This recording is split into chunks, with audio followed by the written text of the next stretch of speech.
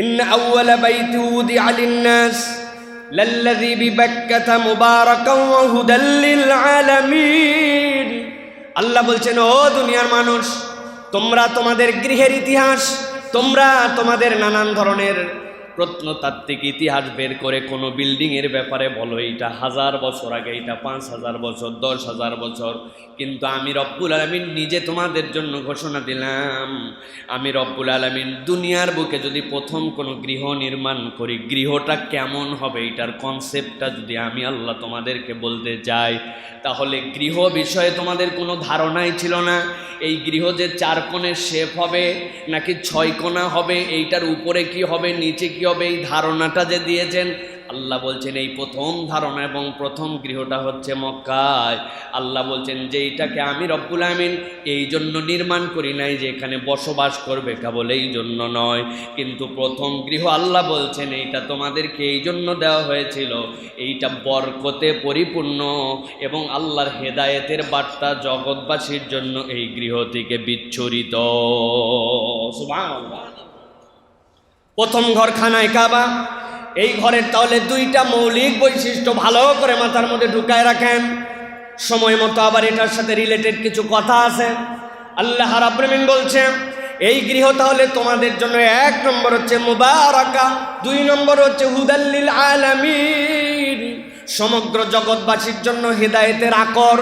এই দিকে তোমরা মুখ দাও, এই গৃহের ইবাদত করার জন্য নয়, বরং সকল দিক থেকে মুখ ফিরায়া ওই গৃহটাকে একটা সিম্বল বানানো হয়েছে। ওই গৃহের দিকে সবাই যখন মুখ ফিরায়, আমরা গৃহের ইবাদত করি না, গৃহের মালিকের ইবাদত করি, কিন্তু এই ঘরটাকে আল্লাহ রাব্বুল আমিন হেদায়েতের জন্য কিয়ামত পর্যন্ত মানুষ এবং দুনিয়াবাসীর জন্য একটা গৃহ হিসাবে প্রথম দিন থেকে রেখেছেন। আল্লাহ রাব্বুল আমিন বলছেন ফীহি আয়াতুম বাইয়িনাতুম মাকামু ইব্রাহিম।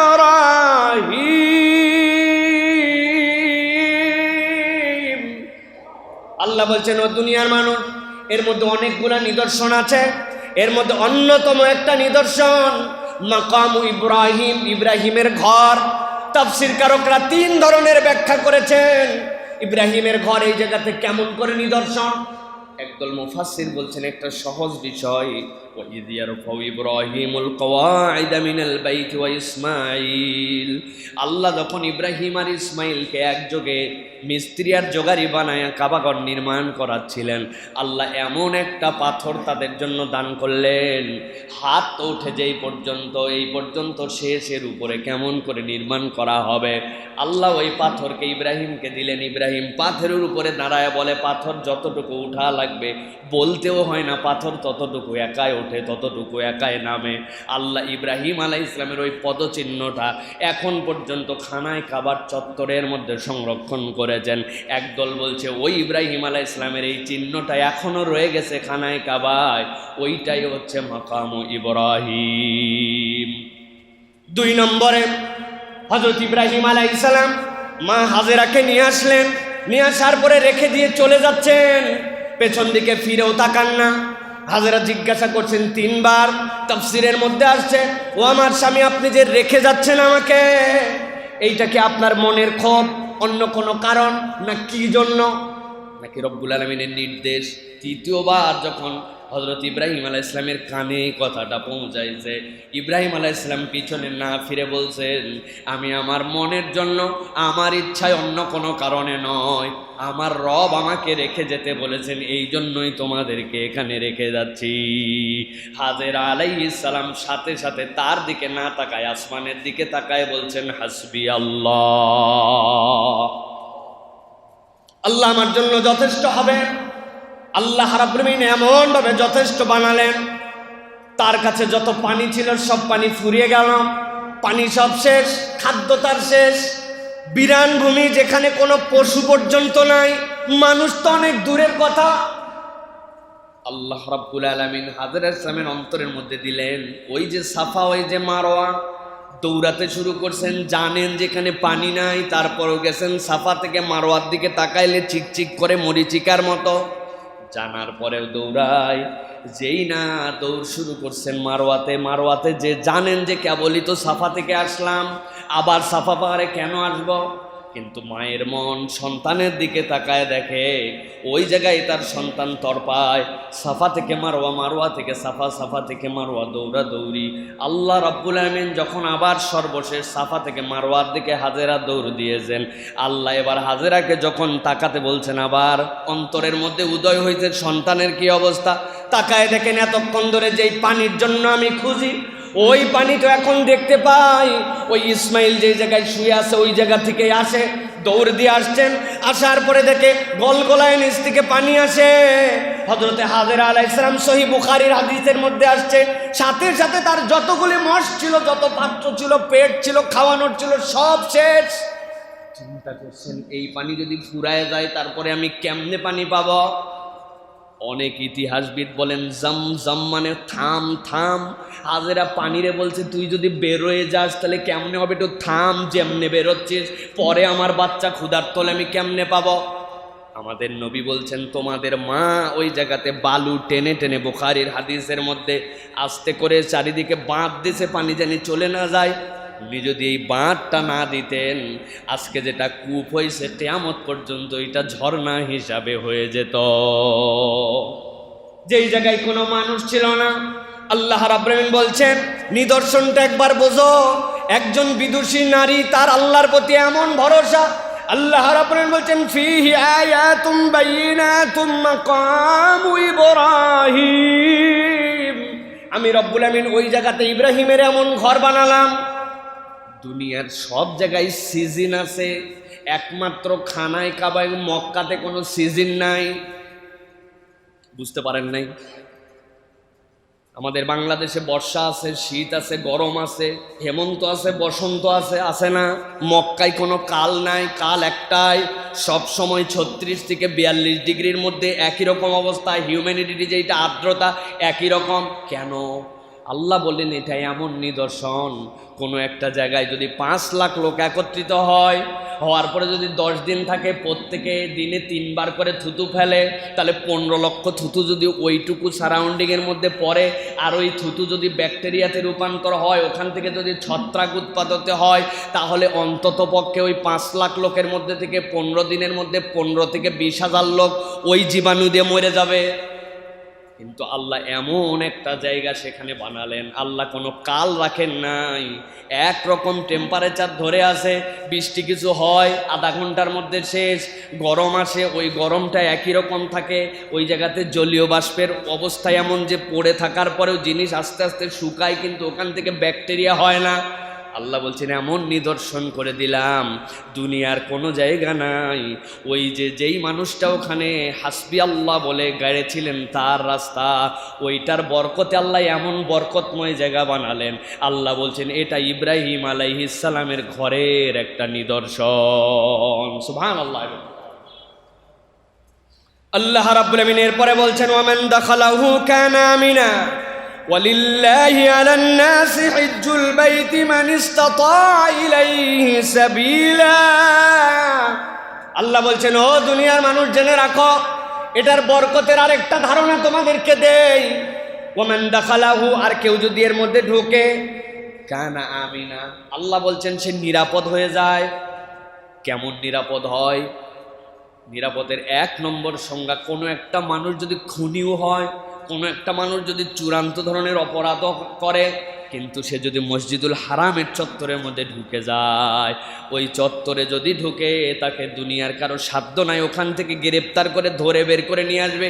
তাকে স্বেচ্ছায় বেরোতে হবে, তারপরে ধরতে হবে। ওর ভিতরে মারামারি নাই, ওর ভিতরে একটা মাছিও যদি ঢুকে, একটা মশাও যদি ঢুকে, আপনার যদি কোনো বড় ধরনের ক্ষতি না করে, তাহলে তাকে আপনি ইচ্ছা করেও মারতেও পারবেন না, সে নিরাপদ।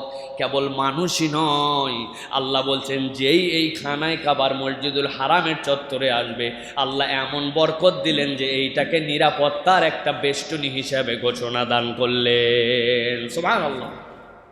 আপনারা যারা খানায় কাবায় দেখেছেন, আমি বহুবার দেখেছি, এই যে ফ্যানগুলি, খানায় কাবায় যে ফ্যান আছে, ফ্যানগুলির উপরে চড়ুই পাখি, বাবুই পাখি বাসা বানায়। অনেক সময় মাটি নিয়ে এসে মুখে করে ওই জায়গাতে লাগায়, কেমন করে বাসা বানায়, এর মধ্যে থাকে।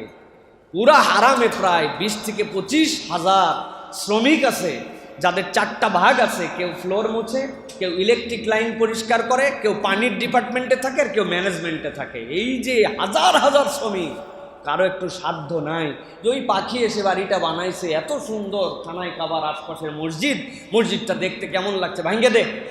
কারো ভাঙার কোনো ক্ষমতা নাই। কবুতরগুলোর জন্য কত প্রসেস করছে, কাঁটা দিয়ে দিছে যেন না বসে না, কিন্তু বসে যদি যায় কিচ্ছু করার নাই। বিড়ালগুলি খানায় কাবার মধ্যে ঢোকে, শুধু ঢোকেই না, এমন এমন আজব কাহিনী করে বেড়ায় বিড়াল, কিন্তু কারো কিছু করার নাই। ভিতরে ঢুকছে, ওরে আদর যত্ন করে হয়তো কোলে করে নিয়েছে, ওরা যে মাইল লাগাবে, পিটন লাগাবে, কোনো সুযোগ নেই। প্রিয় ভাইয়ের, আমি তো এরকমও দেখছি, মাগরিবের নামাজ পড়ছি খানায় কাবায়, পড়ার সময় এক বিড়াল উঠছে, উঠে দোতলার ছাদ থেকে একতলায় নেমে সামনের যে গোল চত্বর, ওই গোল চত্বরের উপরে এসে ও বসছে। বসার পরে এখন ডানে যাবে না বামে যাবে, ও আর যাওয়ার কোনো পথ খুঁজে পাচ্ছে না। ও মনে করছে ওখান থেকে লাভ দেবে, নিচে তাকায় দেখে এত নিচু যত লাভ দেওয়ার উপায় নাই। এখন মাগরিবের সময় আতঙ্কগ্রস্ত হয়ে ডাক দিচ্ছে, ওই ম্যাও করে ডাক দেয়।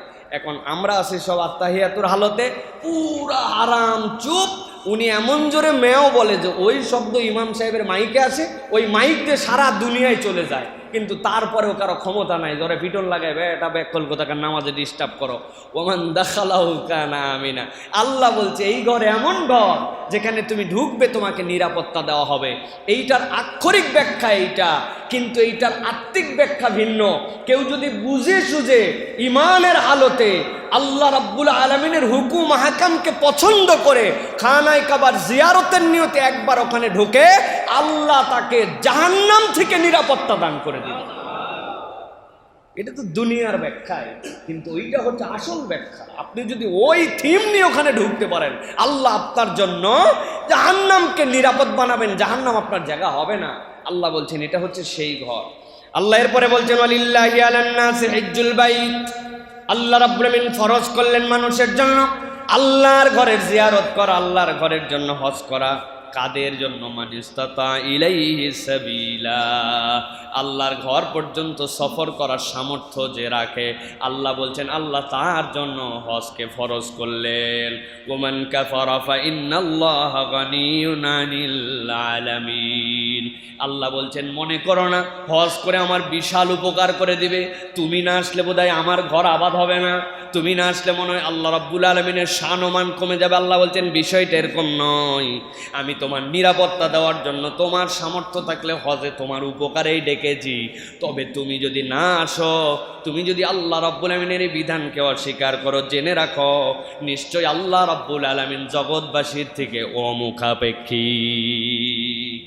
অতএব প্রিয় ভাইয়েরা, আমাদের আল্লাহ রাব্বুল আলামিনের ঘর জিয়ারতের যে মন মানসিকতা, এইটা আমাদের হৃদয়ের মধ্যে ধারণ করে রাখতে হবে। প্রিয় ভাইয়েরা, এটা আপনার আমার নিরাপত্তার এক বিশাল আকর। এটা হচ্ছে এমন একটা সার্টিফিকেট, যে সার্টিফিকেটের জন্য আল্লাহ রাব্বুল আলামিন আপনাকে আমাকে জাহান্নাম থেকে নিষ্কৃতি এবং জাহান্নাম থেকে মুক্তির একটা আপনাকে আমাকে পথ এবং পদ্ধতির জন্য এই হজকে আপনার আমার জন্য আল্লাহ রাব্বুল আলামিনের পক্ষ থেকে নির্ধারণ করেছেন। অতএব আমাদের হৃদয়ে তামান্নাটা রাখতে হবে যে আল্লাহ, আমি আমার সামর্থ্যে জীবন অন্তত একটা বার হলেও আপনার ঘর জিয়ারতে যাব।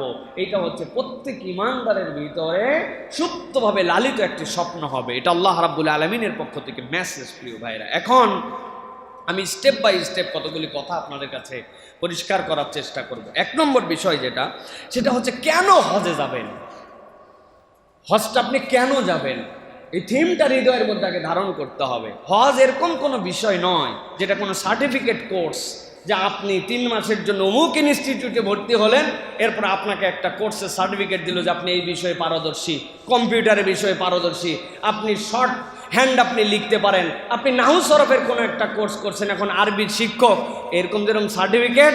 হজ কোনো সার্টিফিকেট অর্জনের মাধ্যম নয় যে আপনি হজে গেলেন, এতদিন ধরে যাওয়া হয় নাই, সকলেই যায়, আলহাজ নামটা লিখতে পারতেছি না, অতএব আলহাজ সার্টিফিকেট নেওয়ার জন্য আমি হজে যাচ্ছি।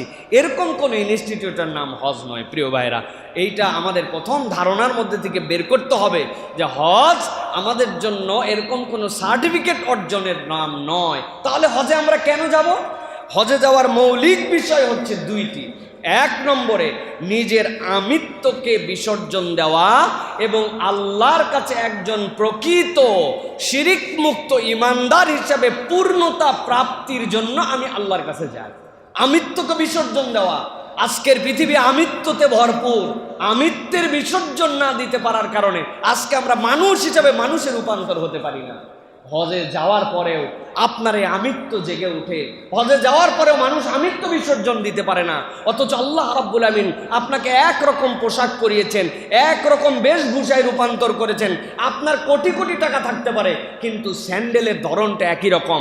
স্যান্ডেলের দাম 200, 250, 500 যাই হোক, কিন্তু ধরনটা স্যান্ডেলের এক, কাপড়ের ধরনটা এক, পোশাকের ধরনটা এক। হজের সংজ্ঞাটা কি? ফি ওয়াক্তিম মাখসুস, ফি বিআমালিম মাখসুস, বিতরিকাতিম মাখসুস, নির্ধারিত পদ্ধতিতে, নির্ধারিত দিবসে, নির্ধারিত স্থানে, নির্ধারিত কাজ করার নাম হজ। আপনার যাই পজিশন হোক, ওই একই দিনে সকলকে একই কাজ করতে হয়। এর অন্যতম কারণ, বান্দাকে আল্লাহ বান্দা হিসেবে দেখতে চান, তার আমিত্ব যেন বিসর্জন হয়। কিন্তু হজে যাওয়ার পরেও আমিত্ব জেগে ওঠে মানুষের বারবার। আমার নিজের জীবনের অভিজ্ঞতা কত কিছু আছে প্রিয় ভাইয়েরা।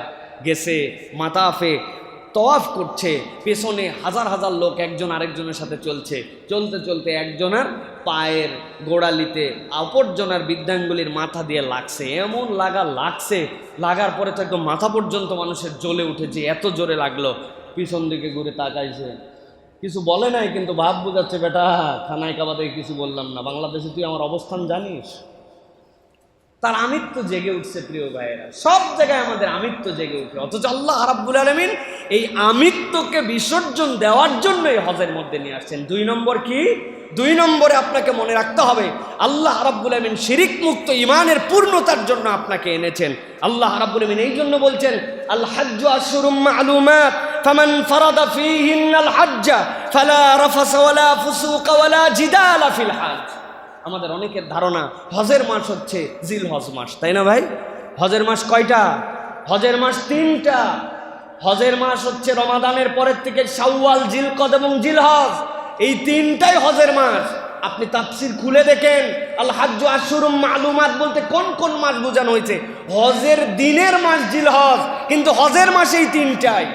আল্লাহ রাব্বুল আমিন বলছেন, তুমি কেবল হজের দিনে আসলে আর চিন্তা করলে কয়দিন ঝগড়াঝাটি করব না, এত সোজা নয়। এটা তোমার মানসিক প্রস্তুতির বিষয়, যে আমলের কারণে তোমাকে জান্নাত দেওয়া হবে, সদ্য ভূমিষ্ঠ শিশু বানানো হবে। ফালা রফাসা ওয়ালা ফুসুকা ওয়ালা জিদালা ফিল হজ। তোমার হজে যেন কোনো রফাস না থাকে, তোমার হজে যেন কোনো পাপাচার না থাকে, তোমার হজে যেন কোনো ঝগড়াঝাটি না থাকে, তোমার হজে যেন আল্লাহকে অপছন্দ হয় এরকম কোনো আমল না থাকে। এরকম হজ যে হজ করার নিয়ত করবে, তার জন্য আল্লাহর পক্ষ থেকে দায়িত্ব। আপনি চিন্তা করেন প্রিয় ভাইয়েরা, ভালো করে মনে করে চিন্তা করেন। এখনকার ছেলেপেলেরা বুঝবে না। আগেকার মানুষ যারা আমরা ছিলাম, গ্রামের দিকে যে রান্না করে মা বোনেরা মাটির চুলায়, আপনারা জীবনে মাটির চুলায় রান্না করতে দেখছেন? আপনারা দেখছেন? কিন্তু আপনাদের কাছে জিজ্ঞাসা করি, জীবনে কোনো মাটির চুলাতে আপনারা দেখছেন যে 1 বছর ধরে রান্না হচ্ছে, ওর পাশে যে মাটিগুলা থাকে ওই মাটিগুলা ইট হয়ে গেছে? দেখছেন? সর্বোচ্চ একটু লাল হয়, একটু শক্ত হয়, কিন্তু ইট আমরা যেরকম ওই রকম শক্ত হয় না। কারণ কি ভাই? এতদিন ধরে মাটিতে আগুন লাগালেন, ইট হয়ে যাওয়ার কথা তো। অথচ ছোট্ট একটা ইটের সাইজের মাটি ইটের ভাটার মধ্যে নিয়ে 5 দিন জ্বলানোর পরে ওইটা এমন ইট হয় যে ওইটা মানুষের হাত দিয়ে ভাঙা তো দূরের কথা, ওইটা কঠিন কংক্রিটে রূপান্তর হয়, বিল্ডিং বানায়। ব্যাপার কি? ব্যাপারের নাম হচ্ছে পরিবেশ। আপনার আশপাশ যদি ঠিক না হয় তাহলে আপনি কখনো পরিবর্তন হতে পারবেন না। যদি তাই হতো, চুলার এইগুলো সবগুলো ইট হয়ে যেত। কিন্তু পরিবেশ দেওয়ার কারণে, আশপাশের পরিবেশ তৈরি করে আগুন দেওয়ার কারণে মাত্র 5 দিন ইটে রূপান্তর হচ্ছে। আল্লাহ এই জন্য বলছেন, হজ করার নিয়ত করলাম, ব্যবসা পাতি হিসাব নিকাশ করে হজের ফ্লাইটের দিন বাড়ির থেকে ইহরাম পরে একবারে হজের উদ্দেশ্যে চলে গেলাম। এত সহজ নয়। আল্লাহ বলছেন যে হজের নিয়ত করে তার একটা প্রস্তুতি লাগবে, মানসিক প্রস্তুতি, শারীরিক প্রস্তুতি। এটা আমার কথা নয়, কোরআনের কথা। আল্লাহ বলছেন, তাজাওয়াদু ফাইন্না খায়রাজ যাদিত তাকওয়া। বেটা, তুমি নিছো সিরা, মুড়ি, জামা, কাপড়, লুঙ্গি, গেঞ্জি, প্যান্ট, অমুক তমুক, ওষুধপত্র, চশমার পিছনে আবার হ্যান্ডেল, সেটা যেন খুলে পড়ে না যায়। কিন্তু তুমি অন্তরের মধ্যে তাকওয়ার কোনো পুঁজি নাও নাই। তোমার হজ অর্ধেক, তোমার হজ পূর্ণ এখনো হয় না। ফাইন্না খায়রাজ যাদিত তাকওয়া। আল্লাহ বলছেন তাকওয়া হাসিল করো। প্রিয় ভাইরা, এই জন্য হজটা বুঝে নিতে হবে যে আমি হজ নাম কামাই করতে যাচ্ছি না, ফেম কামাই করতে যাচ্ছি না, দেশ ভ্রমণে যাচ্ছি না। হজ কোনো ট্যুরিজম নয়, হজ হচ্ছে আল্লাহ রাব্বুল আলামিনের নির্দেশে একটা ইবাদত, যে ইবাদতে আমিত্ব বিসর্জন দিব আর আমি আমার নিজের ঈমানকে পূর্ণতা দিব। এই নিয়ত যদি কেউ করতে পারে, ওই বান্দা হজে না যেতে পারলেও আল্লাহ নিয়তের কারণে তাকে হজের সওয়াব দান করবেন। প্রিয় ভাইয়েরা, আল্লাহ রাব্বুল আলামিন এই জন্য বলছেন ইয়ালামুহুল্লাহ, তোমরা যা করো, ওয়ামা তাফআলু মিন খাইরিন ইয়ালামুহুল্লাহ, তোমরা যা ভালো কাজ করো আল্লাহ রাব্বুল আলামিন জানেন। তাযাওয়াদু ফাইন্না খায়রাজ যাদিত তাকওয়া, আল্লাহ বলছেন পাথেয় সংগ্রহ করো, নিশ্চয় উত্তম পাথেয় হচ্ছে খোদাভীতি। ইত্তাকুনি ইয়া উলিল আলবাব, আল্লাহ রাব্বুল আলামিন বলছেন ভয় করো। ভয় যদি করতেই হয় জ্ঞানীরা, আল্লাহ রাব্বুল আলামিনকে তোমরা ভয় করো। অতএব হজের প্রথম বিষয় থাকবে যে আমার আমিত্বকে বিসর্জন দেওয়ার জন্য আমি হজে যাচ্ছি। প্রিয় ভাইয়েরা, এই জন্য এটা আমাদের জন্য একটা প্র্যাকটিসের বিষয়। 2 নম্বর, হজ আপনার আমার জন্য একটা থিম সং আপনার আমার জন্য রেডি করছে। যেই সংটা এমন একটা সং, হজের জন্য এটা একটা বিশ্ব সঙ্গীত। প্রত্যেক দেশের যেরকম সঙ্গীত থাকে, প্রত্যেক গোষ্ঠীর যেরকম থিম সং থাকে, হজের একটা থিম সং আছে। আমার ভাইয়েরা, যদি আমরা হজের থিম সং যেটাকে তালবিয়া বলতেছি, কোনো বান্দা যদি তালবিয়াটা একবারে হৃদয় দিয়ে বুঝে নেয়, তাহলে তার জন্য হজকে ধারণ করা 50% সহজ হয়ে যাবে। কি বলতেছেন আপনি? লব্বাইক আল্লাহুম্মা লব্বাইক, লব্বাইক লা শারীকা লাক লব্বাইক, ইন্নাল হামদা ওয়ান নি'মাতা লাকা ওয়াল মুলক লা শারীকা লাক। আল্লাহ ইব্রাহিম আলাইহিস সালামকে দিয়ে খানায় কাবা নির্মাণ করালেন, এরপরে কেউ নাই। আল্লাহ বলেন আপনি ডাক দেন, আপনার বান্দাদেরকে আমি পৌঁছায় দেওয়ার দায়িত্ব আমার। ইব্রাহিম আলাইহিস সালাম ডাক দিলেন কি জন্য? ইব্রাহিম আলাইহিস সালাম বলেন আমি আল্লাহর ঘর নির্মাণ করেছি, কিয়ামত পর্যন্ত এই ঘরকে পবিত্রতার ঘোষণা আমি দিয়েছি, এখানে কখনো শিরিক হবে না। আমি আল্লাহ রাব্বুল আলামিনের শিরিক মুক্ত একজন বান্দা হিসাবে আমি ডাক দিচ্ছি তোমাদের হজের জন্য। আপনি আল্লাহর কাছে বলছেন আল্লাহ আমি সেই সময় ছিলাম না, কিন্তু আজকে তুমি আমার নসিবে সেই ডাককে তুমি গ্রহণ করে নিয়েছো, তোমার কাছে আজকে বলতেছি লাব্বাইক, আই রব আমি তোমার কাছে হাজির বান্দা হিসাবে। আল্লাহ সাথে সাথে বলতেছেন আল্লাহ তবে তোমার কাছে আগেই একটা কথা বলে রাখি, লাব্বাইক লা শারীকা লাক, এমন রবের কাছে হাজির হচ্ছি যেই রবের কোনো শরিক নাই। দুনিয়াতে এক ঘরে আমি হাত পেতেছি দেয় নাই, দ্বিতীয় ঘরে গেছি অমুক লোক আমাকে পছন্দ করে নাই, আরেক জায়গায় গেছি জব এক জায়গায় পাই নাই, আরেক জায়গায় চেয়েছি ভিক্ষা, এক জায়গায় হাত পেতেছি দেয় নাই, আমি আরেক জায়গায় গেছি। কিন্তু আল্লাহ আমি প্রথমেই স্বীকার করতেছি লাব্বাইক তোমার কাছে হাজির, লাব্বাইক লা শারীকা লাক লাব্বাইক, এমন এক রবের কাছে হাজির হচ্ছি তুমি ছাড়া হাজিরা দেওয়ার আমারও কোনো জায়গা নাই। বান্দা যখন এহরাম পরে এহরামের নিয়ত করে এই কথা যখন আল্লাহর কাছে একবার বলতে শুরু করে, এখনো তার খানায় কাবা 7000 কিলোমিটার দূরে, 10,000 কিলোমিটার দূরে, তার ঘরের মধ্যে থেকে সে এহরামের নিয়ত করার পরে যখন এই কথা বলে, আল্লাহ রাব্বুল আলামিন ওই বান্দার উত্তর দেন যে বান্দা তোর ডাক আমি শুনি, সামি আল্লাহু লিমান হামিদা, যেই বান্দা আল্লাহর জন্য হামদ করে আল্লাহ তার ডাক শোনে। সুবহানাল্লাহ। আল্লাহ আমার তো মন ভরে নাই, আল্লাহ আমি দুনিয়ায় থাকতে 3 ধরনের অপরাধী ছিলাম, তোমার কাছে আজকে স্বীকার করে নিচ্ছি আল্লাহ। এখন আমার বেশ, আমার পোশাক, আমার আচরণ, আমি যেরকম আমিত্ব বিসর্জন দেওয়ার চরিত্রে আসছি, এই 3টা কথা তোমাকে না বললে হবে না। ইন্নাল হামদা ওয়ান নি'মাতা লাকা ওয়াল মুলক, আয় আল্লাহ দুনিয়াতে অনেকের অনেক প্রশংসা করেছি, অনেক তেলবাজি করেছি, অনেকে তুমি না থাকলে আমার চলতোই না, আমার বাপ ছিল বলে, আমার দাদা ছিল বলে, আমার বস, আপনি না থাকলে আমার যে কি হতো, নানান কারণে নানান জনকে প্রশংসা করছে আল্লাহ। কিন্তু সকল প্রশংসা তো তোমার আল্লাহ, তুমি তৌফিক না দিলে ওই মামা দাদা খালু কি করতো আমার আল্লাহ। দুনিয়ায় যা প্রশংসা করছি আজকে সব বাদ দিলাম। ইন্নাল হামদা ওয়ান নি'মাতা, কতজনের কৃতজ্ঞ হয়েছি, আপনার প্রতি কৃতজ্ঞ, আপনার পিতার প্রতি, অমুকের প্রতি, বসের প্রতি, আমার নেতার প্রতি, লিডারের প্রতি, কৃতজ্ঞতার কোনো শেষ নাই আল্লাহ। কিন্তু যত কৃতজ্ঞই হই, প্রকৃত কৃতজ্ঞতা তো তোমার, কারণ সব নিয়ামত তো আমি তোমার থেকে পেয়েছি। যেই জিহ্বাতে উচ্চারণ করে বলছিলাম যে আপনি না থাকলে চলতো না, ওই জিহ্বার নিয়ামত তো আদায় করতে পারি না। যেই চোখ দেখে বুঝতে পারছিলাম যে উনি আমার লিডার, উনার কাছে আমার কথাটা বললে চলবে, এই চোখ না থাকলে তো ওই লোককেই চিনতে পারতাম না। আল্লাহ আমি না ভুল করছি, আল্লাহ আজকে বললাম সব নিয়ামত তোমার। 3 নম্বরে বলছে আল্লাহ লাকাওয়াল মুল, কত ক্ষমতার দাপট, বড়াই, গর্ব, অহংকার, পাওয়ার, টাকা পয়সা, গরম ইন্ডাস্ট্রি, কত গরম, কত কিছু।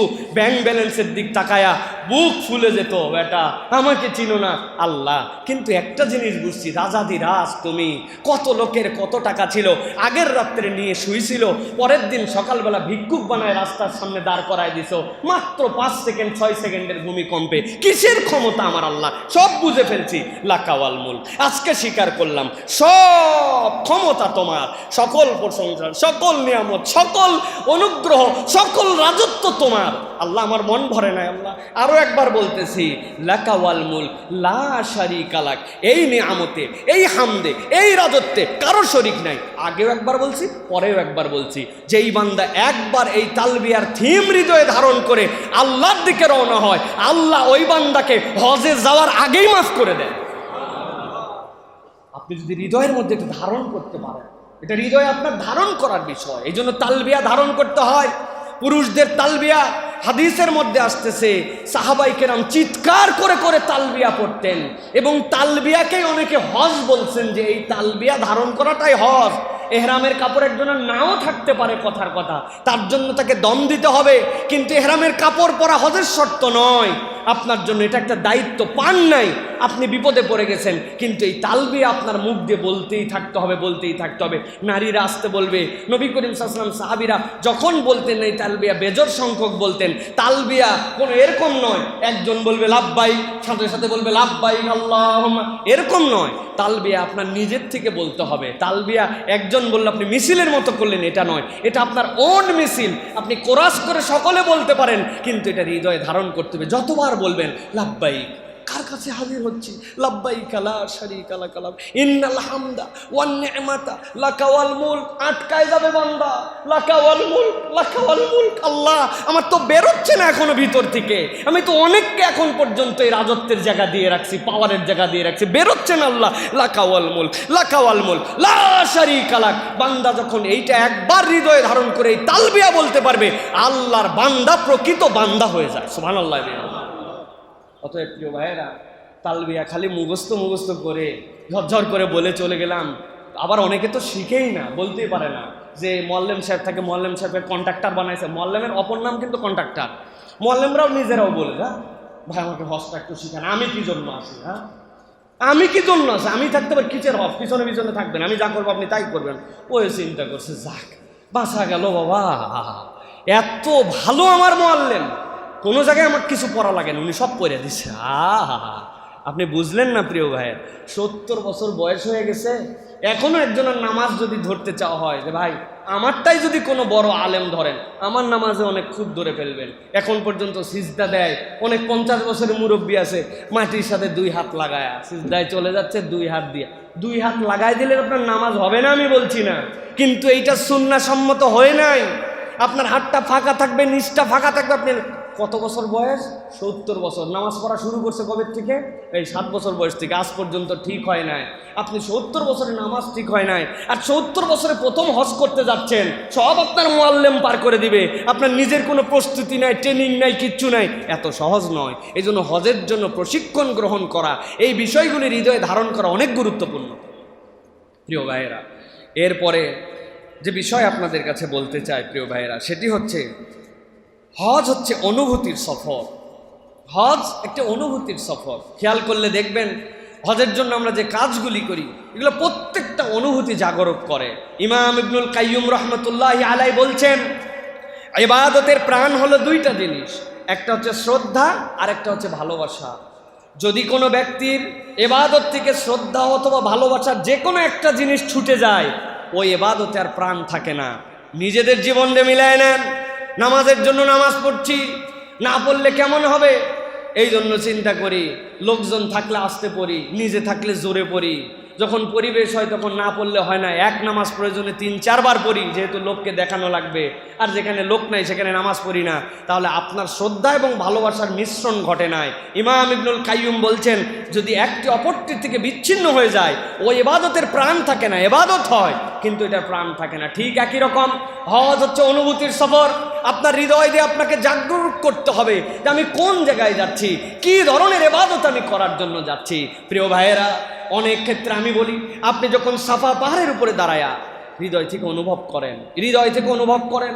কোরআনুল কারীমের মধ্যে আল্লাহ বলছেন, ইন্নাস সাফা ওয়াল মারওয়াতা মিন শাআইরিল্লাহ ফামান হাজ্জাল বাইতা আও ইতামারা ফালা জুনাহা আলাইহি আন ইয়াতাওয়াফা বিহিমা ওয়া মান তাতাওয়া খায়রান ফাইনাল্লাহু বিশাকিরুন আলিম। আপনি এতদিন পর্যন্ত কোরআনে এটা পড়ছেন, সাফা পাহাড়ের নাম শুনেছেন, মারওয়ার নাম শুনেছেন, কিন্তু আপনি এখন সাই শুরু করবেন। আপনি সাফার উপরে উঠে দাঁড়িয়েছেন, পাহাড়ের উপরে দাঁড়ায়া খানায় কাবার দিকে ফিরছেন এবং রাসূলুল্লাহ সাল্লাল্লাহু আলাইহি ওয়াসাল্লাম এইটা বলেই শুরু করতেন যে আল্লাহ, আমার ইব্রাহিম আলাইহিস সালাম অন্যান্যরা যে দিক থেকে শুরু করেছিল আমি সেখান থেকে শুরু করলাম। এই আয়াতটা পড়া আপনার জন্য মুস্তাহাব, কিন্তু হৃদয়ে আপনি খালি পড়লেন না, ধারণ করলেন যে আল্লাহ ইন্না সাফা বলছে, আমি তো এখন সাফার উপরে দাঁড়ায় আছি। এতদিন পর্যন্ত কোরআন সত্য স্বীকার করেছি, আমার বুঝে ধরলেও স্বীকার করি, না ধরলেও, কিন্তু আজকে সাফার উপরে দাঁড়ায় সাক্ষ্য দিচ্ছে আল্লাহ এটাই সাফা।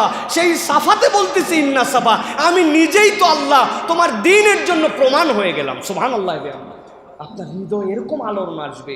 আপনি দৌড় দিয়েছেন, আপনি দৌড় দিয়ে যখন জোরে একটু যাচ্ছেন, যে জায়গাতে এখন গ্রিন লাইটের ব্যবস্থা করা হয়েছে, আপনি পড়তেছেন রব্বিক ফির ওয়ারহাম ও আনতা আযুল আকরাম। আল্লাহ, তুমি আমাকে প্রতি দয়া করো, তুমি আমাকে ক্ষমা করো, আমার প্রতি দয়া করো, তুমি মহান রব। কেন বলতেছেন? ওইটুক জায়গাতে ইসমাইল আলাইহিস সালামকে হাজর আলাইহিস সালাম দেখতে পাচ্ছিলেন স্পষ্টভাবে। ছটপট করে করে তার জীবন চলে যাওয়ার দশা, জিবা শুকায় গেছে, খাদ্য শুকায় গেছে, স্তন শুকায় গেছে, খাদ্য ফুরায় গেছে। রব্বিক ফির, আমাকে ক্ষমা করো, ওয়ারহাম ও আনতা আযুল আকরাম, তুমি সবচেয়ে সম্মানিত রব আমার। আপনি যখন এই কথা বলছেন, যে ইসমাইল আলাইহিস সালাম হাজর আলাইহিস সালামের জীবনে কিছুই ছিল না, সেখান থেকে আল্লাহ এমন কিছু দিলেন কিয়ামত পর্যন্ত, যার থেকে বড় আবাদি আর কোনো জায়গা নাই, যার থেকে বেশি আর বরকতের কোনো ঘর নাই। আল্লাহ, আমি তো ওই ভিখারি হয়ে এখন দৌড় দিছি, তুমি আমার জীবনেও সেইটা দান করো। অনেকে জিজ্ঞাসা করে, খানায় কাবার পাশ দিয়ে আমরা ঘুরি কেন? এত ঘুরি খানা কি জন্য ঘুরি? হাদিসে তো কোনো নির্ধারিত দোয়াও নাই, শুধু রব্বানা আতিনা ফিদ দুনিয়া হাসানা ওয়া ফিল আখিরাতি হাসানা, রুকনে ইয়ামানি থেকে এই পর্যন্ত। আমার স্যার বলতেন, খানায় কাবার পাশে ঘোরার এটাও একটা কারণ হতে পারে। আপনি আল্লাহর ঘরের পাশ দিয়ে ঘুরছেন, আপনি যখন আপনার হাত ভেঙে যায়, বুক কোনো একটা জায়গায় আক্রান্ত হয়েছে, কোমরের কোনো একটা হাড্ডি ডিসপ্লেস হয়েছে, আপনি সিটি স্ক্যান করতে যান, আপনি এক্সরে করতে যান, এমআরআই করতে যান, আপনার কালো একটা পেপারের মধ্যে ডাক্তার দেখে বুঝছে হাড্ডিটা এখান থেকে এখানে ডিসপ্লেস হয়ে গেছে, অপারেশন করতে হবে, নাকি প্লাস্টার করতে হবে, নাকি টানা দিতে হবে, নাকি ফিজিওথেরাপি লাগবে। ডাক্তার আপনার জন্য প্রেসক্রিপশন করো, ওই কালো পেপারের মধ্যে আপনার মূল জিনিসটা ভেসে উঠছে, গোস্তেরটা তো দেখাই যায়, হাড্ডিটা দেখতে পায় না। বান্দার জীবনে অগণিত গুনাহ, অগণিত পাপ, অগণিত ভুল, অগণিত জীবনময় তার আল্লাহ রাব্বুল আলামিনের বিরোধিতা।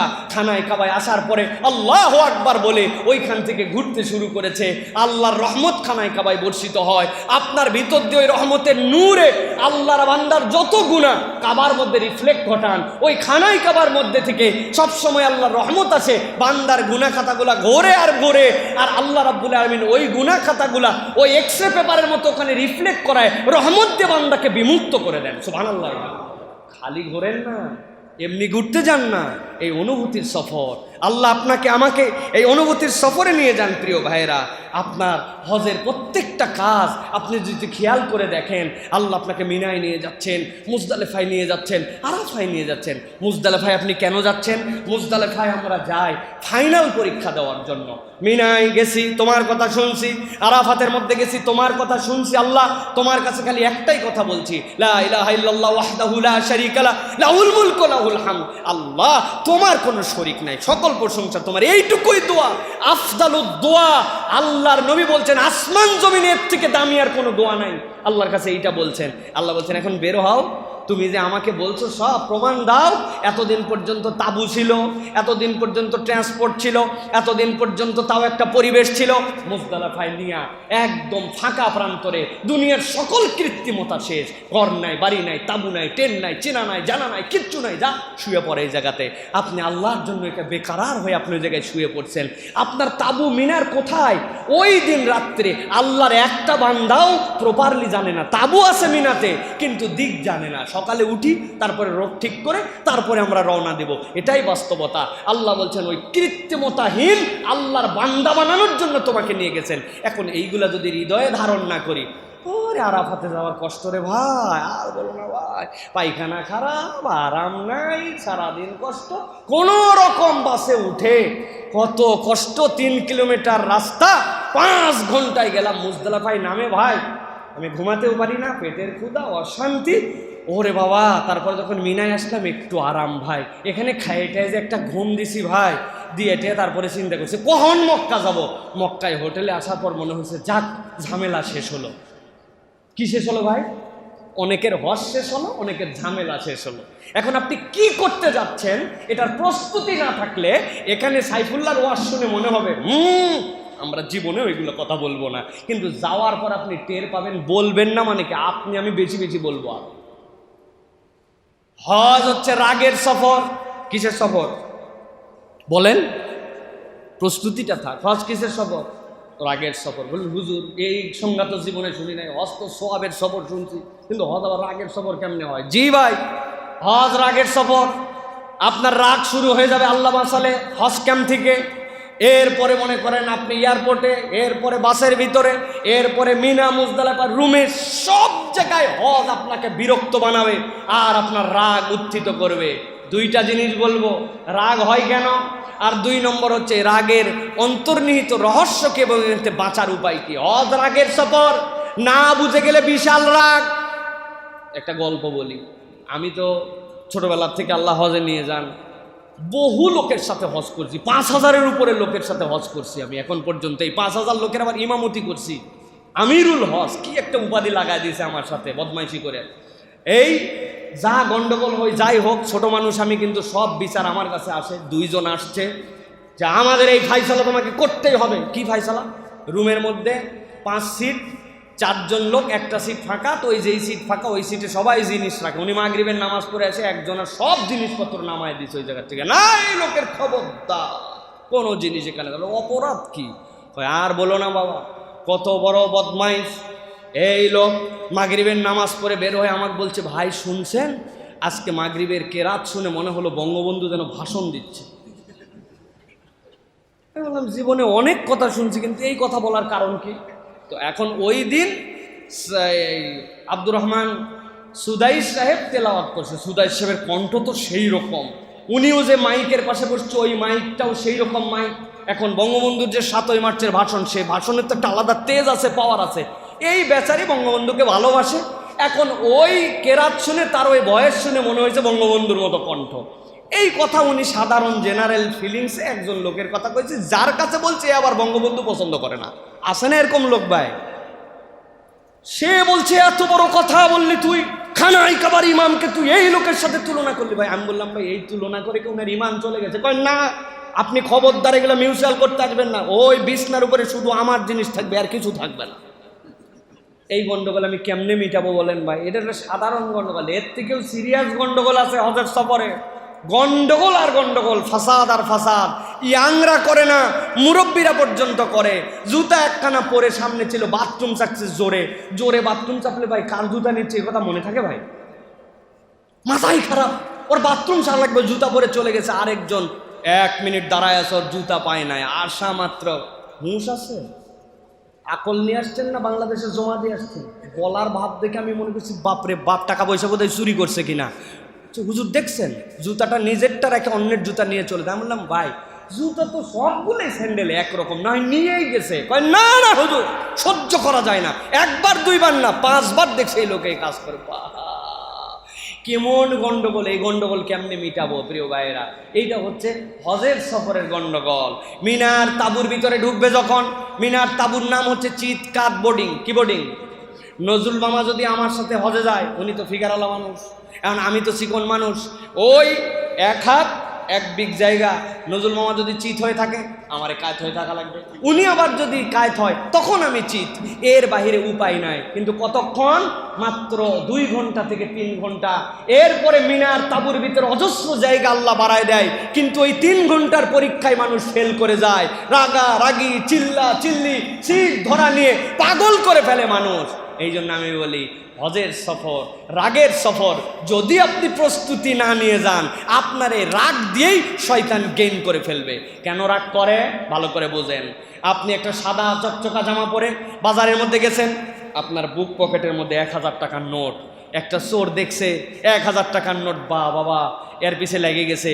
খানিকক্ষণ পর দেখি আরে কার পিছে ঘুরি রে, আরেকজন দেখি বান্ডিল নিয়ে আসছে, আবার সাইড পকেটে রাখছে, সাইড পকেটে টাকা রাখাও যা, চোরের পকেটে রাখাও নাকি তাই। ও চিন্তা করছে ও তো বুক পকেটে 1000 এর বান্ডিল, অতএব ভাই ধরা পড়ে 1000-এ পিটন খেলেও যা, এই বড় বান্ডিলে পিটনও তা, অতএব লস প্রজেক্টের মধ্যে আমি নাই, আমি বান্ডিলের পিছনে। এটাই বুদ্ধিমান চোরের আলামত, ঠিক কিনা ভাই?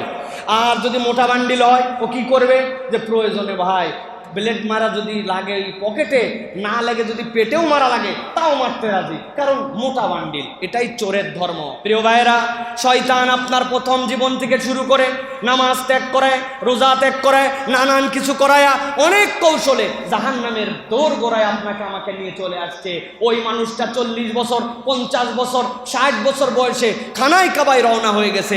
আল্লাহ রাব্বুল আলামিন তার জন্য ঘোষণা দিচ্ছেন, মান হাজ্জা লিল্লাহ ফালাম ইয়ারফুস ওয়ালাম ইয়াফসুক রাজআ কায়াউমিন ওয়ালাদাতহু উম্মুহু। যেই মানুষ এত গুনাহ করছিল, এর মধ্যে হজে যে এসে ফিস করলো না, অপরাধ করলো না, আল্লাহ তাকে এখন অসদ্য ভূমিষ্ঠ সন্তান বানায় দিবেন, তাকে জান্নাত দিবেন। শয়তানের তো মাথা খারাপ, শয়তানের এখন কৌশল কি? শয়তান যদি হাজী সাহেবকে বলে বাথরুমের মধ্যে গোসল করছেন, দেখছেন একজন কোমরের বেল্ট খুলে ঝুলায় রাখছে, চেন টান দিয়ে দেখে ডলারও আছে, রিয়ালও আছে, বাংলা টাকাও আছে, না হলেও 2-3 লাখ যা আছে কপালে, দেশের মানুষের জন্য ভালো কিছু হাদিয়া নিয়ে যাব, শুট করে খুলে পকেটের মধ্যে রেখে দিবে। কোনো হাজির দ্বারা সম্ভব না। না না না, হাজি বলবে আল্লাহ যাই করি করি আমি এই লোকের বেল্টের টাকা নিব, নাউজুবিল্লাহ। কোনো হাজি নিতে পারবে না। হাজিকে আপনি টাকা লোভ দিয়ে এই চুরি করা দেখাতে পারবেন না। হাজি ঘুমায় আছে, সব লোকই ঘরের থেকে উঠে চলে গেছে, রাখ আজকে ফজর না পড়লে কি হবে, আরে 1 রাকাত পড়ছি 1 লাখ করে সব, 1 লাখ দিনের ফজর তো পড়ায় আছে। শয়তান যদি বুঝ দেয় ও আল্লাহ আব্দে উঠবারে মক্কায় আসে আমারে নামাজে ধোকা দিচ্ছে, ও নামাজ ছাড়বে না, সচরাচর মিথ্যা কথাও বলবে না। এখন ওই হাজি, যেই হাজি এত গুনাহ করে আছে, এখন সে আল্লাহ মাফ করে দিবে। শয়তানের মাথা ঠিক নাই, শয়তান এখন 2টা দিক দিয়ে তাকে ধোকা দিবে। একটা ধোকা তারে রাগাবে, রাগলেই মানুষের মাথা নষ্ট হয়ে যায়, রাগলেই গালি দিবে, রাগলেই অন্যায় করবে, রাগলেই কটু কথা বলবে, রাগলেই অপরের সাথে অন্তরের বিদ্বেষ তৈরি হবে। শয়তান আপনাকে এইটা দিয়ে ধোকা দিবে।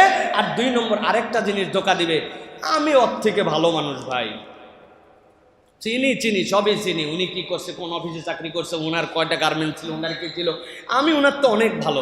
শয়তান অপরের থেকে ভালো দিয়ে আপনার ওই যে প্রথম কথা বলছে আমিত্বকে জাগাবে আর রাগাবে। যখনই হাজির রাখবে তখনই বুঝতে হবে এইটা আমার প্রতি শয়তানের ধোকা।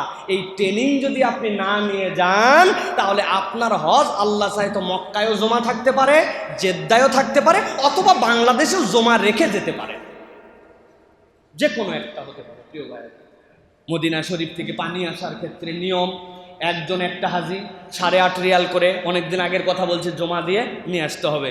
একজন বলতেছে যে শোনেন আরেকটা কিনে আমি বুকিং দিয়ে দিচ্ছি, দেওয়ার ক্ষেত্রে বলবো যে অমুক একজন হাজি সাহেব পানি নিতে পারে না, এইটা তার পানি, এরকম করে সিস্টেম। আমি বললাম চাচা এই যে কৌশলটা, এটা কিন্তু এরা কোনোভাবেই ধরতে পারবে না, আপনি একটা হেভি বুদ্ধি বাইর করছেন, এবং আল্লাহও কিন্তু এটা ধরতে পারবে না, যেহেতু আপনি হজ করতে, এটার কথা হলো আল্লাহ ধরতে পারবে না। তাই আমি বললাম তাহলে এই হজটা এই 5 লিটার পানির জন্য আপনি এখানে জমা দিয়ে যাবেন কি জন্য? বড় একটা কার্পেট কিনছে, 1000 মানা করছে, কার্পেটটা কিনেন না, এত ওয়েট তো আপনি নিতে পারবেন না 23 কেজির বাইরে। কয় আমাকে ধরলে বলবো এটা মসজিদে দিয়ে দিব। আমি বললাম চাচা সত্যিই তো? কয় না, মানে পার করার জন্য। আমি বললাম তাহলে আপনার কার্পেট পার হবে কিন্তু হজ কিন্তু পার হবে না। কয় নাউজুবিল্লাহ, বাবা তুই ছাড়া এগুলা কথা কেউ আমাদের বলে না, আমি তো খোসা দিয়ে দিয়ে কথা বলি, এই জন্য বেশিরভাগ লোক আমাকে পছন্দ করে না, কিন্তু যারা আবার পছন্দ করে হৃদয়ের মধ্যে তারা ঢুকায় নেয়। অনেক লোক অপছন্দের ইতিহাস আছে, পছন্দের ইতিহাস অনেক আছে। অনেক হাজির সাথে খেদমত করে বুঝছি প্রিয় ভাইয়েরা যে এইটা আলেম ওলামাদের সম্পৃক্ততার কাজ, এটা না বললে তো এই লোক বুঝবে না। এই জন্য হজের সফর রাগের সফর, তবে বুঝে গেলে আল্লাহ রাব্বুল আলামিন বিজয়ের সফর আপনাকে বানায় দেবেন। সুবহানাল্লাহ। প্রিয় ভাইয়েরা, এবার আরেকটা কথা বলবো। প্রথম আয়াতে একটা দুটা প্রসঙ্গ মনে রাখতে বলছিলাম, ভালো করে খেয়াল করেন। হজ থেকে আসার সময় আমরা হাদিয়া নিয়ে আসি না? কে নিয়ে আসি? আমরা নিয়ে আসি হজের থেকে নানান জিনিসপত্র। কিন্তু ভালো করে মনে রাখবেন, হজের থেকে বৈষয়িক হাদিয়ার দুইটা জিনিস ছাড়া কোনোটাই সৌদি আরবের না। তসবি নিয়ে আসছেন, খুঁজে দেখবেন মেড ইন চায়না লেখা। কার্পেট নিয়ে আসছেন, দেখবেন মেড ইন টার্কি লেখা।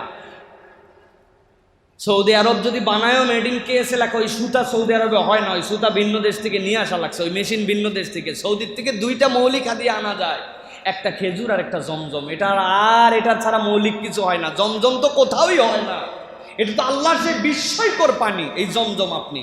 কিন্তু হাজী সাহেব এই দুই হাদিয়া অনেকগুলো নিয়ে আসছে। লোকজন গেছে, দেখতো হাজী সাহেব আসছে, জমজমের পানি পাওয়া যায় কিনা, খেজুর পাওয়া যায় কিনা। একদিন দুই দিন বেচারি তো অল্প কিছু নিয়ে আসছে। 7 দিনের দিন একজন গেছে যে হাজী সাহেব একটু জমজমের পানি, কয় বাবা আমার সব শেষ ভাই, আমার আর জমজমের পানি নাই, খেজুর নেই, সব দিয়ে শেষ। আরেকজনও যাচ্ছিল, তারা কই যাচ্ছে হাজী সাহেবের কাছে, আর যাইস না, আমি কেবল গেলাম জমজমের পানি দিতে পারে না, তুই আবার কি জন্য যাচ্ছে? রাস্তার থেকে ঘুরে চলে আসছে, হাজির হাদিয়া শেষ, হাজির খাওয়াও শেষ। প্রিয় ভাইয়েরা, হজের হাদিয়া কি? আপনি কি নিয়ে আসবেন হজ থেকে?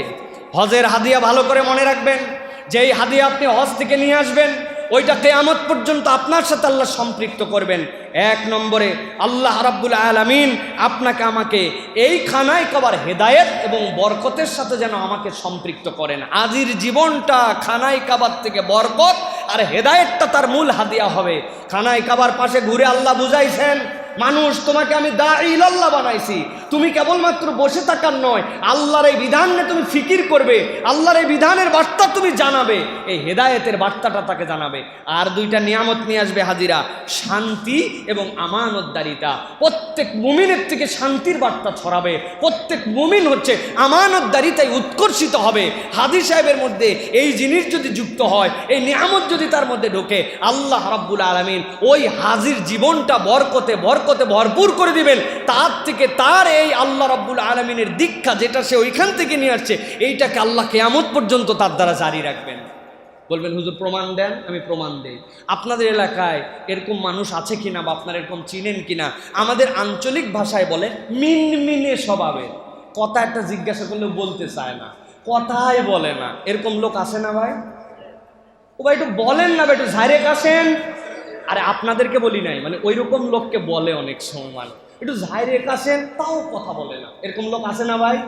ওই লোক হজে চলে গেছে, হজ করার পরে হজ থেকে আসছে, দেখবেন সুবহানাল্লাহ, যেই লোক কথা বলতো না এখন থেকে এই লোকের জবান ফুটে গেছে। আর বলেন না ভাই, হজ ক্যাম্পের থেকে রওনা হলাম, ইয়া আল্লাহ সুবহানাল্লাহ, আমার পাশে এক লোক বসলো, জিজ্ঞাসা করলাম হাজী সাহেব কেমন খাইছেন? কয় সুবহানাল্লাহ, খানাগুলো অনেক ভালো ছিল বাবা, সব খাইছি, একটা কিছু নষ্ট করি নাই, কিন্তু শেষের দিকে একটা কি জানি খুলে খাইছি, ওইটা আমার ভালো লাগে নাই, মুখটা কেমন জানি নষ্ট হয়ে গেল।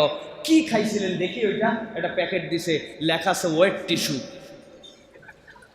খাওয়া টাওয়া সব শেষ করার পর ওইটা দিয়ে হাত মোছা লাগবে, ওইটা পর্যন্ত চিবায় খাইছে। হায় হায় হায়, এই লোক কিছুই বোঝে না। আমি এরপরে বললাম সিসি, এটা তো হাত মোছার জন্য। হাই লজ্জা ভাই, আমি তো জীবনে বিমানে উঠিনি, বুঝি নাই ভাই। যাক ঠিক আছে ভাই, এই লোকের সাথে চলে গেলাম, মহব্বত হয়ে গেল। এরপরে আরাফাতে এই করলাম, মুজদালিফা এই করলাম, খানায় কাবা এই করলাম, তারপরে এখান থেকে তায়েফে চলে গেলাম, মদিনা। যেই লোক কথা বলে না ওই লোকের জবান খুলে যায়, এটাই হচ্ছে হজের বরকত, হজের নিয়ামত তার সাথে সম্পৃক্ত হয়, ঠিক কিনা? গল্প করে না তার ফ্যামিলির কাছে। প্রিয় ভাইরা, আল্লাহ বলছেন এই হাদিয়াটা নিয়ে আসো। আল্লাহর কি নিদর্শন দেখে আসছো? আল্লাহর তাওহীদের ঘর দেখে আসছো, শিরিক মুক্ত জায়গা দেখে আসছো, শান্তির আবাসস্থল দেখে আসছো। কোটি কোটি মানুষ, তাদের মধ্যে 0.00% মধ্যে ক্লাশ নাই, গন্ডগোল নাই, ফাটাফাটি নাই, মানসিক দূরত্ব আছে। এই বার্তাটা দুনিয়াময় ছড়ায় দাও। এই জন্য হজের হাদিয়া খেজুর আর তসবি নয়, হজের হাদিয়া হেদায়েত, শান্তি এবং আমানতদারিতা। আল্লাহ আমাদের হাজিদেরকে এটা ধারণ করার তৌফিক দান করুন, বলেন আল্লাহুম্মা আমিন। প্রিয় ভাইয়েরা, সর্বশেষ আপনাদের কাছে বলতে চাই, প্রিয় ভাইয়েরা, অনেকেই বলবেন যে এই হজের এত আলোচনা, এইগুলো সব এগুলো আমাদের শুনে লাভকে হুজুর, আমাদের তো হজ তো ফরজও হয় নাই। প্রিয় ভাইরা, এটা একটা লাভ আছে। একটা মানুষ যখন কোনো একটা কিছুর বর্ণনা শোনে, যেটার বর্ণনা আল্লাহ ফরজ করেছেন, ওইটা যদি হৃদয়ে তামান্না করে, উম্মতে মুহাম্মদের সবচেয়ে বড় বেনিফিটেড মুহাম্মদুর রাসূলুল্লাহ সাল্লাল্লাহু আলাইহি সাল্লাম দ্বারা সবচেয়ে বড় নিয়ামত। কোনো একটা ছেলে যদি নিয়ত করে যে শুক্রবার দিন আজকে তো ছুটি আছে, সুযোগ থাকলে গুলিস্তানে যে একটা সিনেমা দেখে ফেলবো, যা আছে কপালে, একটা সুন্দর ছবি আসছে শুনলাম, বড় হলে একটা ছবি দেখবো অথবা সিনেপ্লেক্সে যে একটা সিনেমা দেখবো। এই বান্দা যদি উম্মতে মুহাম্মদী ছাড়া অন্য কোনো নবীর উম্মত হতো, তাহলে এই নিয়ত করার সাথে সাথে তার আমল নামায় ফেরেশতারা গুনাহ লেখা শুরু করত। কিন্তু উম্মতে মুহাম্মদীর আল্লাহ রাব্বুল আলামিন এমন নিয়ামত দিয়েছেন যে এই বান্দা এই নিয়ত করলেও ওই অ্যাকশনে যাওয়ার আগ পর্যন্ত আল্লাহ তার আমল নামায় কোনো গুনাহ দেন না।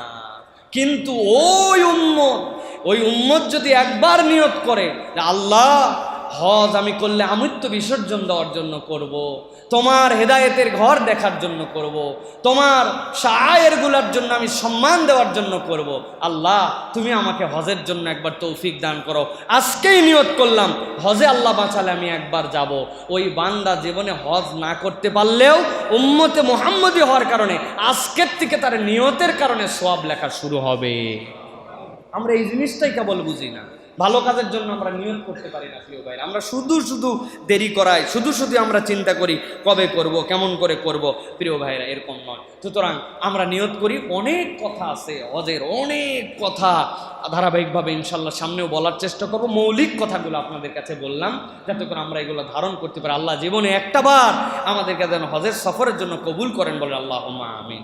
আমি তো মাঝে মাঝে মজা করে বলি ভাই, আমার বয়স 35-36 বছর, কিন্তু আমি যতবার হজে গেছি প্রত্যেক বছরে আমার নিজের জীবনের সাথে 10 বছর করে হায়াত যুক্ত হয়েছে। সেই হিসাবে আমার বয়স এখন 130 + 35 165। বিশ্বাস হয় না আপনাদের প্রিয় ভাইরা? এমন কঠিন কাজ হজের সফর। আর ওই যে যাই তো মনে করেন কেবল হজ করার জন্য না, ওই যে আব্বা প্রথম হজের সফরে নিয়ে গেছেন, যাওয়ার পরে আমাকে ডেকে বলছেন যে কয়টা হজের সওয়াব নিয়ে যাচ্ছ? আমি চিন্তা করলাম কয় হজের সওয়াব আবার কেমনে নেই, এমন আমি আমার হজের পেরেশানিতে আছে। বললাম না, তোমার সাথে 17 জন লোক আমাদের সাথে, আমরা ব্যালটে গেছি সরকারি, সেই 2004 সালের দিকে। তখন তা আমাদেরকে আব্বা বলছে যে সকলের হজের সওয়াব তোমাকে সাথে নিয়ে যেতে হবে। আমি চিন্তা করছি সকলের হজের সওয়াব কেমন করে মানুষ নিয়ে যায়, কিভাবে এটা সম্ভব যে সকলের হজের সওয়াব সাথে নিয়ে যাবে? বলে হজের সওয়াব নিয়ে যাওয়ার উপায়টা, ওই যে থিমটা হৃদয়ের মধ্যে ধারণ করছি যে মানুষের জন্য যদি আপনি কল্যাণ করতে পারেন, মানুষের যদি খেদমত করতে পারেন, একটা হাজির দুঃখ কষ্ট তার ভাগিদার হয়ে তার থেকে যদি এগুলো দূর করে দিতে পারেন, আল্লাহ আপনার আমল নামায় এই রকম হজের সওয়াব দান করবেন। ভালো করে বলি প্রিয় ভাইয়েরা, যেই কথা না বলে শেষ করলে আপনার আলোচনা পূর্ণ হবে না। আল্লাহ রাসূল সাল্লাল্লাহু আলাইহি সাল্লাম বলছেন, হজ্জাম মাবরুর লাইসা লাহু জাযাউন ইল্লাল জান্নাহ। যেই হজটা তোমার মাবরুর হয়ে যাবে, ওই মাবরুর হজের জাযা তোমাদের জন্য জান্নাত ছাড়া আর কিছুই নয়। সুবহানাল্লাহি বিহামদিহি। আমরা হজ করতে চাই মাবরুর হজ। কেমনে আমার হজ মাবরুর হবে? কয়টা তাওয়াফ করবেন আপনি, কয়টা সাই করবেন আপনি, কয় খতম কোরআন শরীফ দিবেন আপনি? আপনাকে বলি, আপনি যাওয়ার পর মিনিমাম 100টা তাওয়াফ করবেন, মিনিমাম 5 খতম কোরআন শরীফ পড়বেন, মিনিমাম 30 থেকে 32টা রোজা রাখবেন। পারবেন তো ভাই? অনেকেই বলবে হুজুর আমার তো 1 পৃষ্ঠা পড়তে লাগে 5 মিনিট, তাহলে তো মক্কা শরীফ যাই নামাজ কালাম সব বাদ দেওয়া লাগবে, কারণ আমার 1 খতম দিতেই লাগছে 1 মাস, 5 খতম আমি কেমনে দিতাম? আমরা অনেক সময় আবার আবেগে বলে ফেলি ঠিক আছে হুজুর ইনশাআল্লাহ। একদিন আমারে বলতেছে হুজুর একটু দোয়া করেন। আমি বললাম ভাই দোয়া করতে পারি, শর্ত আছে, আগে কিছু ওজিফা পড়েন তারপরে দোয়া করবো। বলেন হুজুর 3 বার সূরা ইখলাস পড়েন, 1 বার সূরা ফাতিহা পড়েন, 1 বার সূরা ইয়াসিন, 1 বার বাকারা। অনেকেই হাতে ধরছে, যদি সূরা ফাতিহা শেষ করছে কুল আল্লাহ শেষ, এরপরে কি বলছে হুজুর ইয়াসিন 1 বার, 1 বার সূরা বাকারা। আরে ইনশাআল্লাহ যে বলে লাগিয়ে গেছিলাম। আবেগে বলে ফেলি আমরা, এত সহজ নয়। একজন মানুষ অসুস্থ, ঠিকমতো হাঁটতেই পারে না, ফরজ তওয়াফ করা তার জন্য কঠিন, সেই মানুষ কেমন করে এতগুলা তওয়াফ করবে? সেই মানুষ 27 দিনের প্রজেক্টে যাচ্ছে, 30 দিন রোজা রাখবে কেমন করে? যেই মানুষটা যাচ্ছে ওই জায়গাতে কোরআন শরীফ দুর্বল পড়া নিয়ে 5 খতম দিবে কেমন করে? হজ মাবরুর এইগুলাতে হয় না। নবীজি বলছেন হজ মাবরুর হয় 2টা আমলে, ইতআমুত তুআম ও তিবুল কালাম। ও দুনিয়ার মানুষ, তোমার হজ যদি আল্লাহর কাছে বীরওয়ালা, কল্যাণওয়ালা, তোমার আল্লাহর কাছে মকবুলিয়াতের হজ বানাতে চাও, 1 নম্বর কাজ মানুষকে খাওয়াও আর মানুষের সাথে হাসি মুখে কথা বলো। সুবহানাল্লাহ বিহামদি। মানুষকে খাওয়াও মানে কি? আপনার অন্তরের মধ্যে ওইখানে যাওয়ার পরে রিয়াল আর টাকার কনভার্টার হিসাব আসবে। 1 কাপ চা খাইছে, খাওয়ার পরে যখন দেওয়া লাগছে 5 রিয়াল, হিসাব করছে 30 টাকা করে রিয়াল কিনছিলাম, 150 টাকায় 1 কাপ চায়ের দাম। বাংলাদেশে 1 সপ্তাহ খাওয়া যেত না ভাই, তোরটা তুই দে, আমারটা আমি। আপনার হৃদয়ের পরীক্ষা চলে আসবে। মানুষকে খাওয়ানোর জন্য পাশে বসছেন। আমি তো উদাহরণ দেই, একজন মাথা লেস পাইছে আর একজন পেটি। যেই লোক লেস পাইছে ও বাপদাদার জন্য মাছই খায় না, এখন পরিস্থিতির কারণে খাইতে হচ্ছে। লেজের মধ্যে কি কাটার কাটা, আর পেটিটা তাও খাওয়া যায়। পাশের থেকে একজন বুঝছে যে এই ভাইয়ের কষ্ট হচ্ছে, উনি বলছে ধরেন তো আমার পেটিটা আপনি নেন, আমি লেজ এবং মাথা দুটাই খেতে পারি, আপনি আমারে দেন। ওই লোকটা খুশি হয়ে গেছে। খাওয়ার টাকা দিয়ে সবসময় কিনে খাওয়াতে হয় না, এইটুকুতেও সে খুশি হয়েছে। একটা খেজুর আছে, একাই তো খেয়ে ফেলতে পারি, অর্ধেক করে পাশের জনকে দিছে, দিয়ে খাইছে। জমজমের পানি নিজে 1 গ্লাস খেয়ে চলে আসতে পারে, 1 বোতল সাথে নিয়ে আসছে। যেই লোকটা জমজম আনতে পারে না তারা একটু ধোয়ায় দিছে, একটু পানি খাওয়াই দিছে। মেন্টালিটিটা খাওয়ানোর মতো, খাওয়ারটা একটু ধোয়ায় দিছে, রুমে একটু পৌঁছায় দিছে। তার একটু ডাল লাগবে, নিজের ডালের ভাগ একটু দিয়ে দিছে। শত শত টাকা বাজার করার জন্য নিয়ত করে গেছে, খেজুর কিনবে, তসবি কিনবে, জায়নামাজ কিনবে, সোনা কিনবে, সাথে 500 রিয়াল নিয়ে গেছে কষ্ট করে। মানুষকে খাওয়াবো এই টাকা দিয়ে। আল্লাহ নবী বলছেন যার হজের সফরে মানুষ খাওয়ানো আছে তার হজটা মাবরুর হজ। সুবহানাল্লাহ। তিবুল কালাম, মানুষের সাথে সুন্দর করে কথা বলা হজের সফরে সবচেয়ে কঠিন কাজ। ভাই আপনার ভাবিকে খুঁজে পাচ্ছি না, পাবেন কেমন করে? বারবার বলছিলাম সাবধান হতে, অতি পণ্ডিত আপনি, মাতব্বর জান আপনি আপনার বউরে খুঁজে। ও বাবা, কেবল বলছে ভাবিরে খুঁজে পাচ্ছে না, এমন পিক আপ দেওয়া দিছে। ওই লোক চিন্তা করছে যে এই লোকের কাছে কোন দুঃখে বলতে আসলাম। হয় কিনা ভাই? উল্টা কথাটাও আছে। হ্যাঁ, ভাবিকে পাচ্ছেন না ভাই। শোনেন, মক্কা মদিনায় কেউ হারায় না, এখানে সাথী ছাড়া হয়। হারানো কথাটাই বলেন না। আল্লাহর কাছে আসছি আমরা, হারাবো কেমনে? ইনশাল্লাহ আমিও দেখতেছি, আপনিও দেখেন। না হলে তো হজ মিশনে চলে যাব, খানায় কাবায় যায় প্রথম দোয়া করবো, আল্লাহ আমার ভাইয়ের পেরেশানি দূর করে। পেয়ে যাবেন ভাই ইনশাল্লাহ। ভাই আপনি বেকার আর হবেন না তো। ভাবিও বুদ্ধিমান মানুষ আছেন, উনি একদম হারায়ও অন্য জায়গায় শূন্য ছাড়াও হয়ে যাবেন না, চলে আসবেন। এটাও কথা, ওইটাও কথা। এক কথায় অপরের অন্তরের মধ্যে প্রশান্তি আসছে, আরেকটা এমন কথা বলছেন যেই কথায় অপর ভাই কষ্ট পাইছে। নবীজি বলছেন তিবুল কালাম, তোমার 1000 এনজাইটি, 1000 বিরক্তি, 1000 পেরেশানি, তারপরেও যদি তুমি সুন্দর করে কথা বলতে পারো, একটা অতিরিক্ত তওয়াফ করতে পারে নাই, 1 খতম কোরআন পড়তে পারে নাই, একদিনও রোজা রাখতে পারে নাই, আল্লাহ তাকে হজ্জ মাবরুর আতা ফরমাবেন। সুবহানাল্লাহ। এই থিম নিয়ে যেতে হবে। চলে যাচ্ছি হজে, মনে করতেছি এটা কোনো ব্যাপার হলো নাকি? কক্সবাজারও ট্যুর, হজও ট্যুর। যাওয়ার পরে বলে কেমন হজ হলো? ফাটাফাটি। কেমনে? কাছে ছিলাম আর খাওয়া, কি খাবো ভাই রে ভাই। আপনার হজ কেমন হয়েছে ভাই? হজ এত কষ্টের কষ্ট কি হয়েছে ভাই? দূরে বাড়ি আর খাওয়া ভালো না। ও বাবা, খাওয়ার কাছে বাড়ি আপনার হজ ভালো, খাওয়ার কাছে বাড়ি না আপনার হজ খারাপ। তো আপনার তাওয়াফ কেমন হলো, ওমরা কেমন হলো, মিনা কেমন হলো, মুজদালিফা কেমন হলো?